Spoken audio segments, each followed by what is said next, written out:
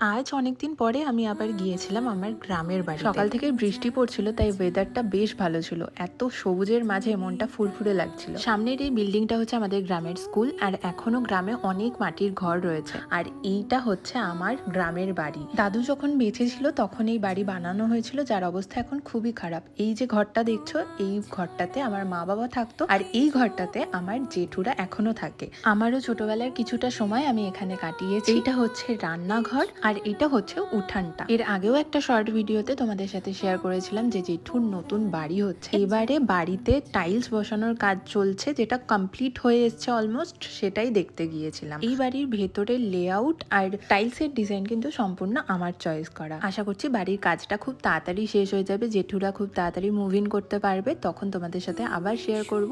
এখন চলো ঠাম্মুর কাছে একটু আদর খেয়ে নিয়ে চলে যাই বাড়ি। এরকম আরো মিনি ব্লগ পেতে চ্যানেলটি সাবস্ক্রাইব করে যেও।